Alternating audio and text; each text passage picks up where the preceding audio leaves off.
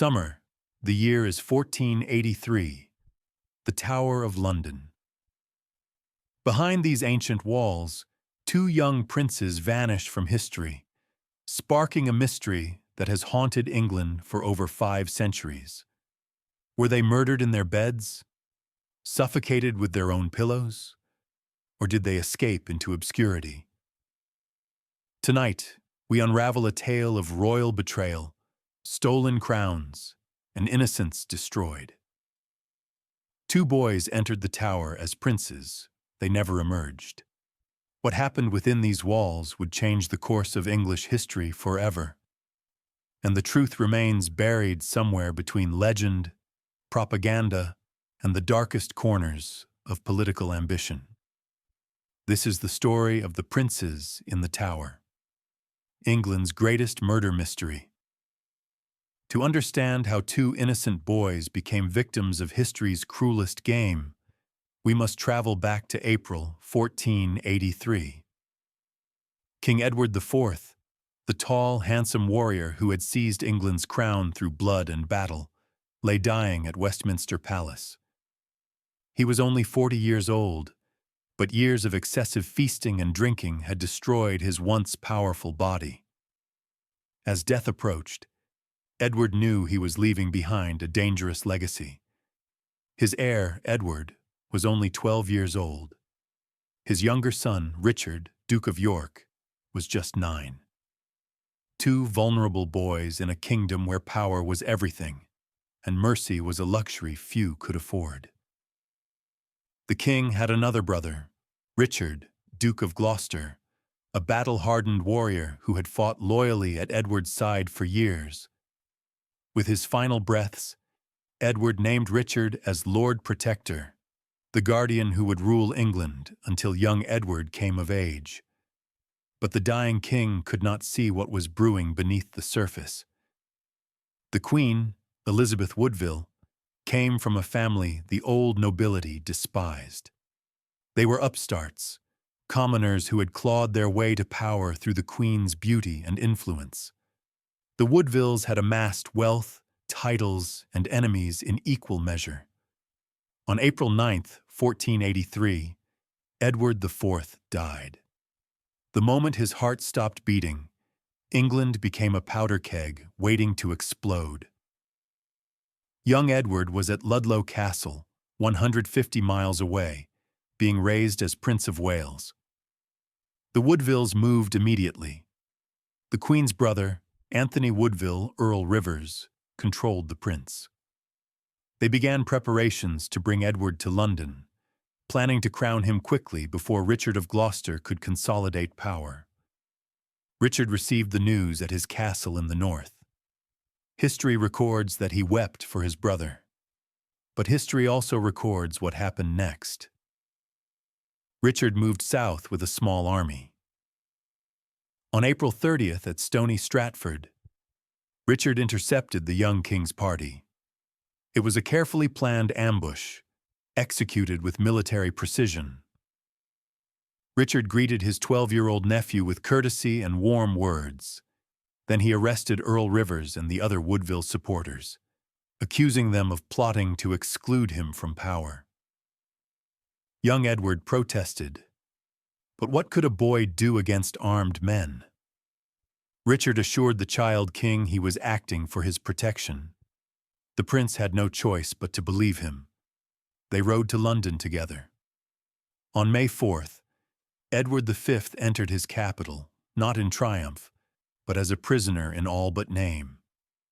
Richard had the boy installed in the Tower of London, but this was presented as tradition. English kings often resided in the Tower before their coronation. The accommodations were royal. The boy was treated with honor. But the Tower's gates closed behind him with a weight that must have chilled even that spring air. Meanwhile, Queen Elizabeth Woodville had fled to sanctuary at Westminster Abbey with her other children, including 9-year-old Richard, Duke of York. She knew something terrible was unfolding. A mother's instinct sensed the danger her sons faced. She clung to her youngest boy and refused to surrender him. But Richard of Gloucester was assembling his pieces on the chessboard. He scheduled the coronation for June 22nd. He called Parliament. He took the title of Lord Protector formally, and he began spreading whispers that would poison everything. June 1483. London sweltered under an unusually hot summer. Inside the halls of power, Richard of Gloucester was weaving a web of legitimacy around an act of breathtaking audacity. He was preparing to steal his nephew's crown. But he couldn't simply murder the boy and take the throne.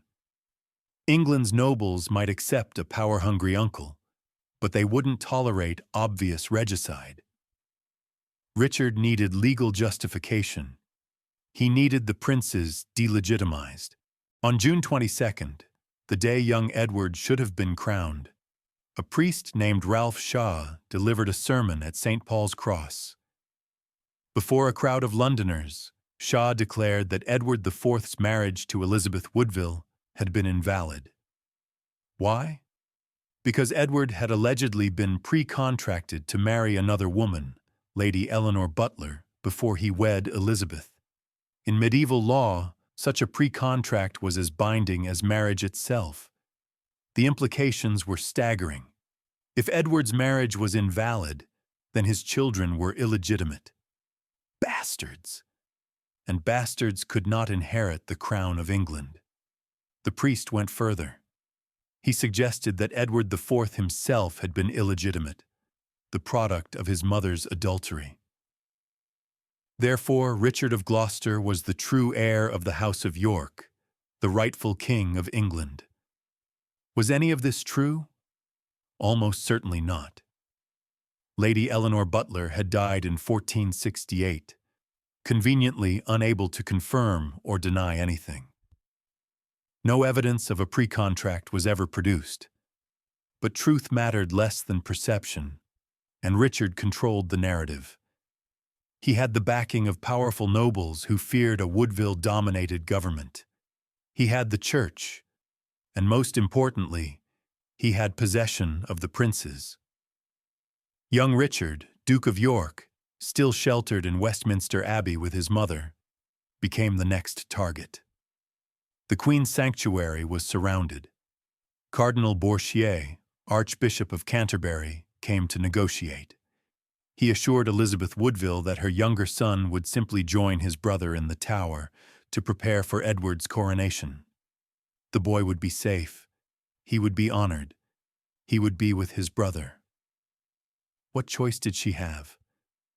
She could see the armed men outside. She knew resistance was futile. On June 16th, Elizabeth Woodville surrendered her youngest son. She would never see him again. We can only imagine her anguish as 9-year-old Richard walked out of her protection and into history's darkest shadow. The two brothers were reunited in the Tower. For a brief moment, they must have found comfort in each other's company. They were together, at least. They had each other. They were still being treated as royalty, attended by servants, their needs met. But around them, the walls were closing in. On June 25th, an assembly of lords and commons met and formally declared Edward IV's children illegitimate. The following day, Richard of Gloucester accepted the crown.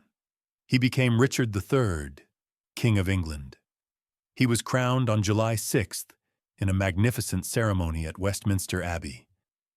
The former Lord Protector was now king, and the former king was now simply Edward, an illegitimate boy locked in a tower. But what to do with the princes? They were inconvenient reminders that Richard's claim rested on shaky legal ground. Legitimacy could be restored as easily as it had been revoked.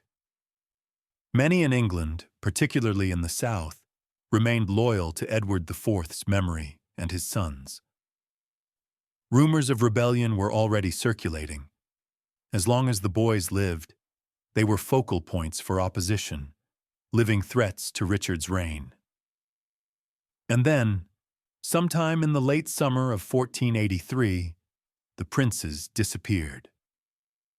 They were seen less and less frequently. According to later accounts, they were initially spotted playing in the Tower gardens, shooting arrows and amusing themselves as boys do. Guards and servants reported seeing them at the windows of their lodgings, but gradually, their appearances became rarer. By September, no one reported seeing them at all. It was as if the Tower of London had simply swallowed them whole. No official announcement was made. No explanation was given. Richard III never addressed the question of where his nephews had gone. The silence was deafening, and in that silence, the darkest rumors began to spread. If you're captivated by this mystery, if you want to journey deeper into history's hidden corners, please subscribe to Echoes of Hidden Tales. Share this video with anyone who loves unsolved historical mysteries, and give it a like to help us continue uncovering stories lost to time. Now, let's discover what might have happened to those innocent princes, and who might have been responsible for one of history's darkest crimes. What follows is the most widely accepted account of the prince's fate. Though we must remember that much of our evidence comes from sources written after Richard III's death, when his enemies controlled the narrative. According to Sir Thomas More, writing 30 years later based on eyewitness testimonies, Richard III commissioned the murder shortly after his coronation. The king was at Gloucester when he allegedly sent orders to Sir Robert Brackenbury, the constable of the Tower. Richard wanted the princes dead, but Brackenbury, to his credit, refused to commit murder. He was a soldier, not an assassin.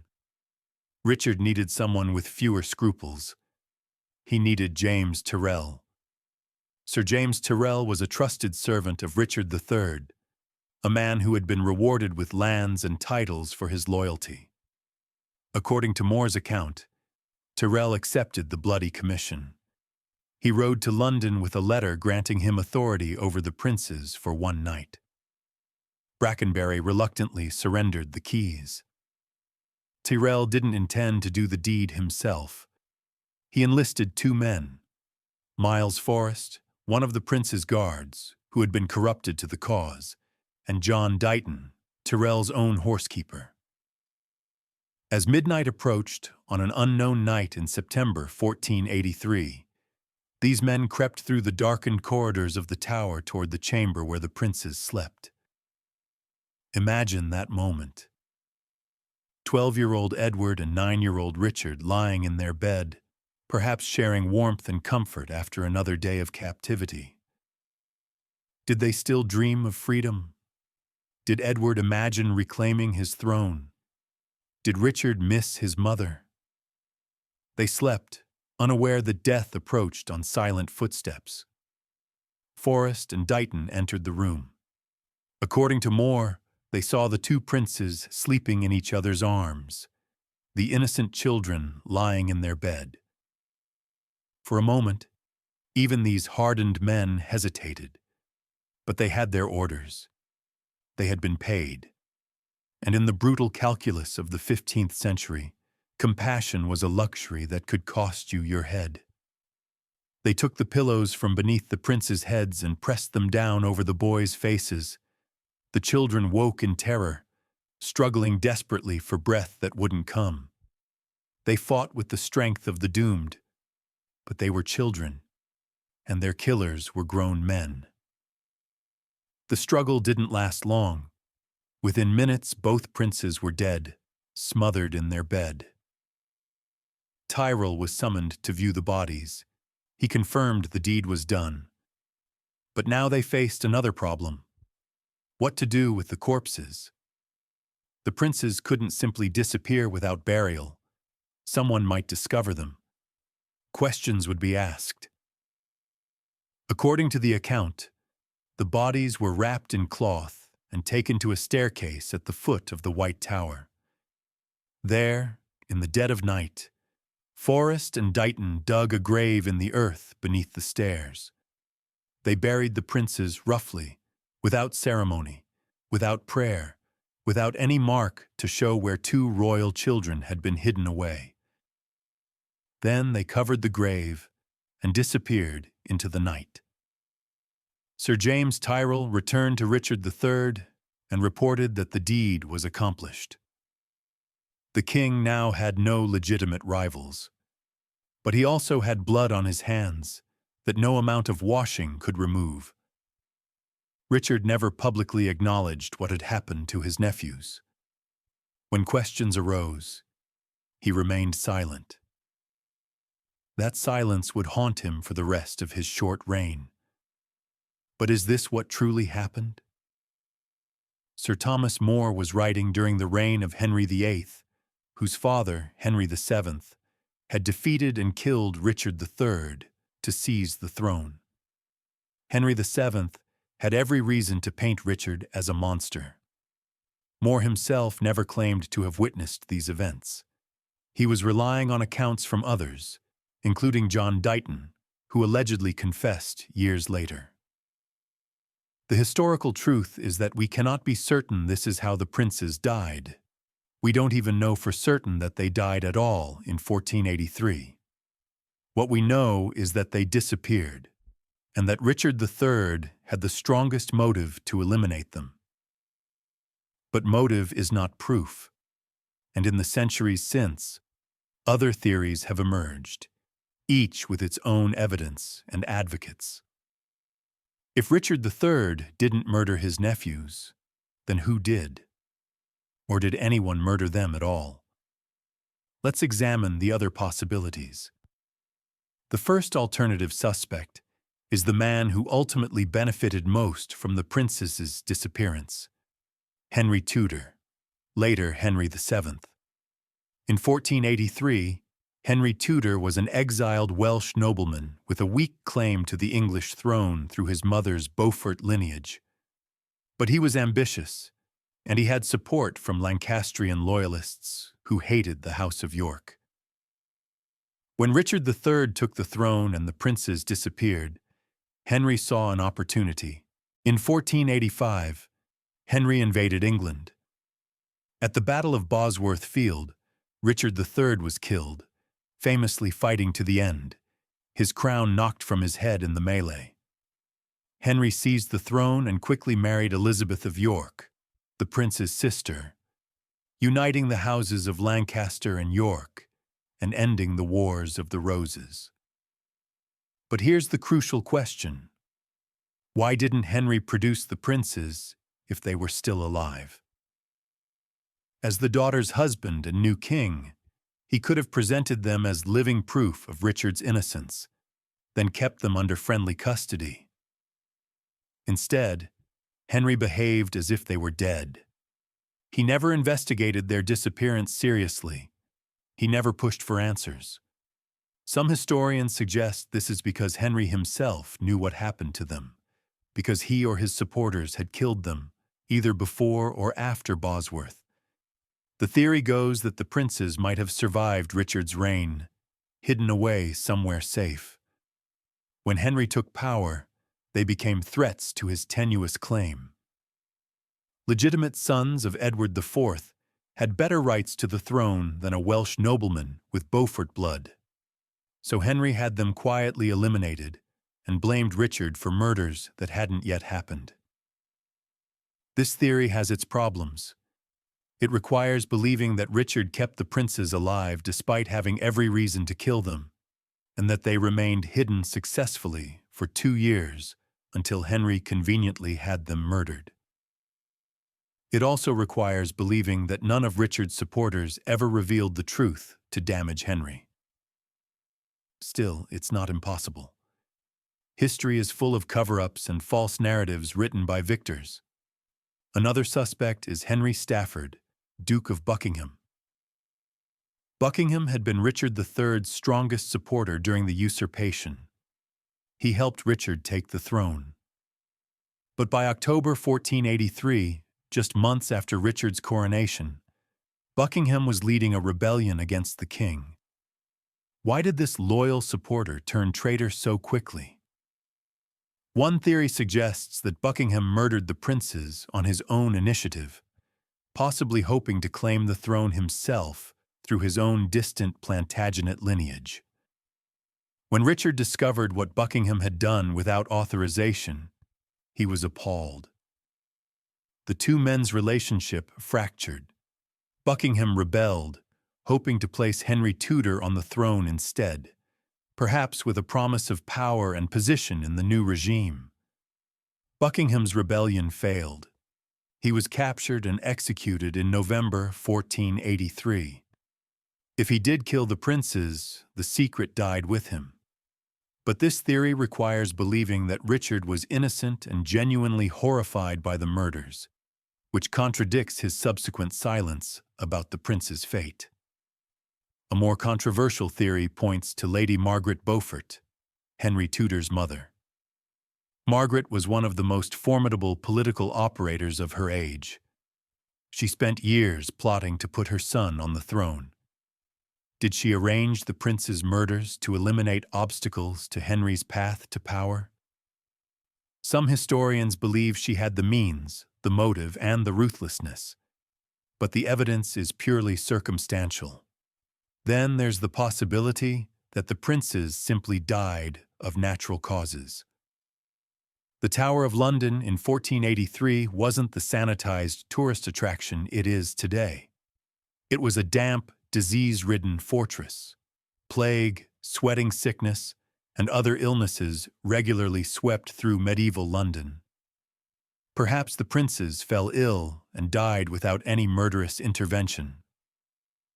Richard, fearing accusations of murder, simply hid the bodies and said nothing.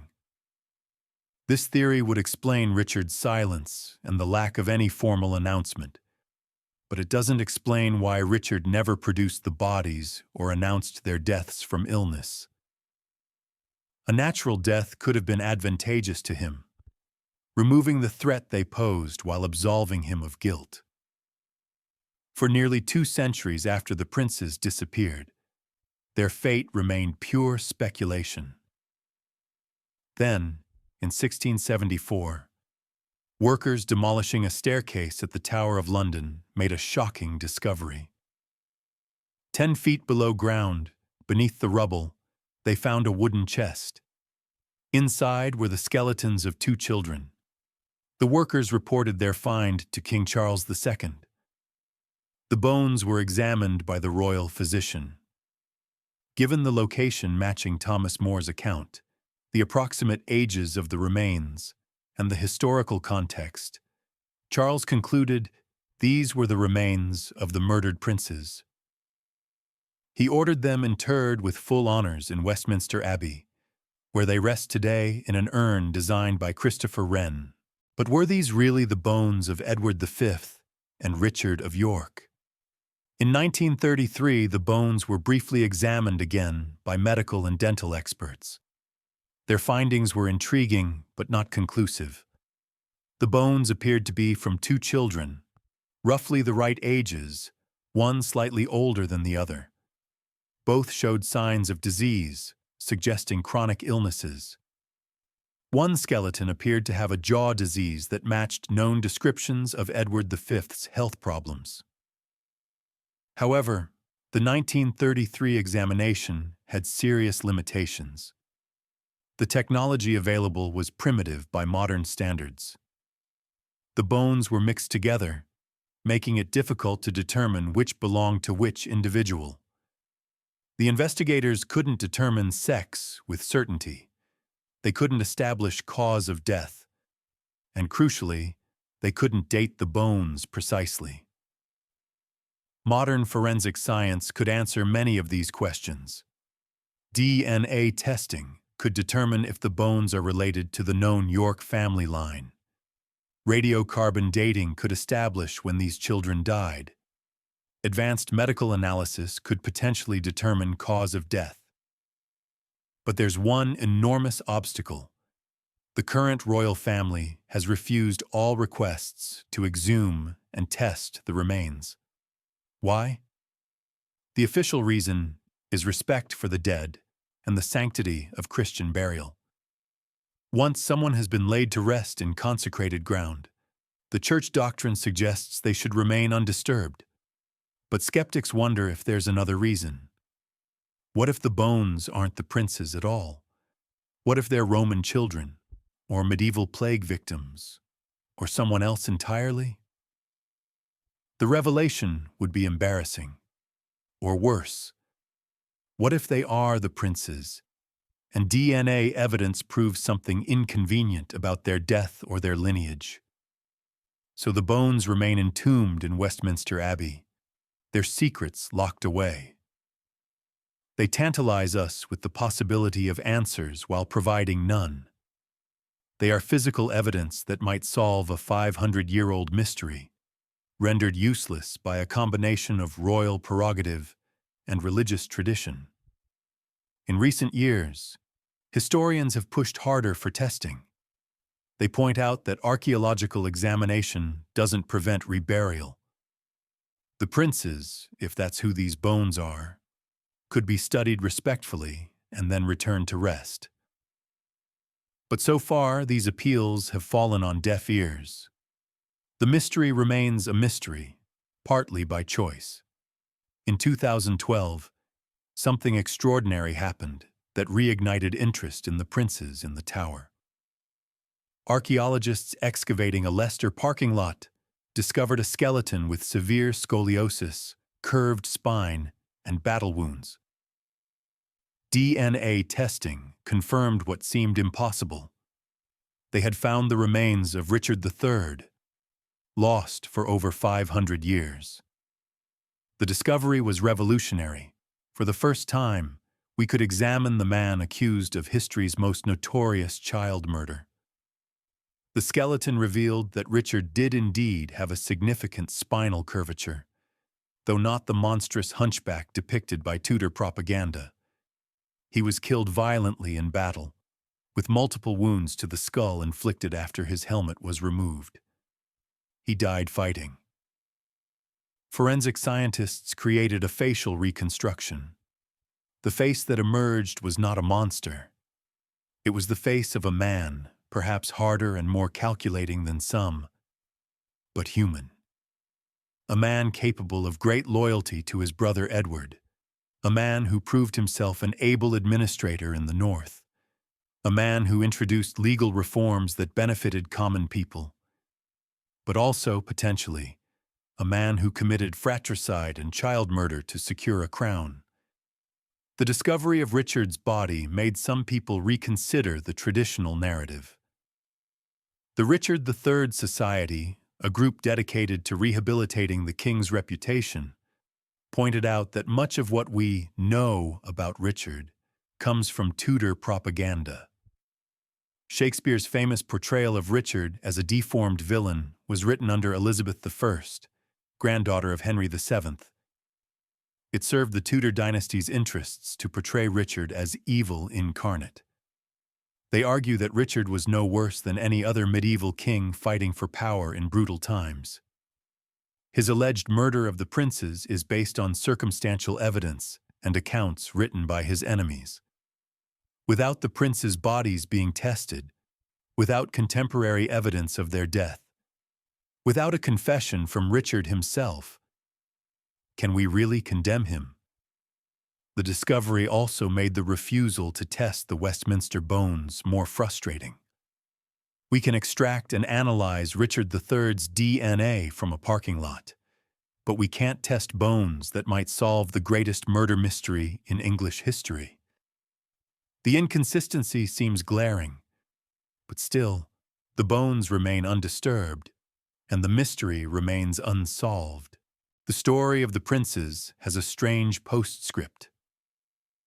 In the years after Richard III's death, 2 young men emerged claiming to be the princes, miraculously survived. Their stories add another layer of mystery to an already complex tale. First came Lambert Simnel in 1487. He claimed to be Edward, Earl of Warwick, son of Richard III's brother. But some supporters actually believed he was one of the princes. Henry VII defeated Simnel's rebellion at the Battle of Stoke Field. Rather than execute the boy, Henry put him to work in the royal kitchens, a humiliating but merciful fate. Simnel clearly wasn't who he claimed to be, but someone had trained him well enough to nearly fool England's nobility. More significant was Perkin Warbeck, who emerged in 1490 claiming to be Richard, Duke of York, the younger of the two princes. Warbeck's claim was taken seriously by several European monarchs. He was handsome, educated, and had knowledge of court life that seemed authentic. He claimed his brother Edward had been murdered, but he had been spared and smuggled out of England. Warbeck's story was compelling enough that Margaret of Burgundy, sister of Edward IV, and Richard III, recognized him as her nephew. Of course, Margaret hated Henry VII and had every reason to support any claimant who might unseat him. But her recognition gave Warbeck legitimacy. Scotland's King James IV also supported him, even giving him a noble bride. For 6 years, Warbeck plagued Henry VII with invasion attempts and plots. Finally, in 1497, Henry captured him. Under torture or threat of torture, Warbeck confessed he was really Perkin Warbeck, a Fleming from Tournai who had been coached to impersonate the prince. In 1499, Henry executed him for attempting to escape from the Tower, ironically in the same fortress where the real prince had supposedly died. But was Warbeck's confession genuine or extracted through intimidation?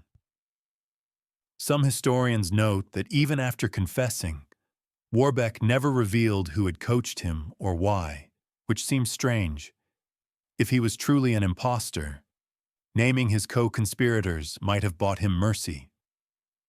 His silence has led some to wonder if he was protecting royal secrets, or if he really was who he claimed to be. The pretenders add a tantalizing possibility to our mystery. What if one or both princes actually survived? What if the elaborate murder story was propaganda to discredit Richard, while the real boys were hidden away, perhaps sent abroad? It seems far-fetched, but in an age when kings were made and unmade in battles, when identities could be fabricated or destroyed, when a parking lot could hide a king for 500 years, perhaps nothing is truly impossible. So what really happened to the princes in the Tower? After examining all the evidence, all the theories, all the possibilities, we return to where we began: uncertainty.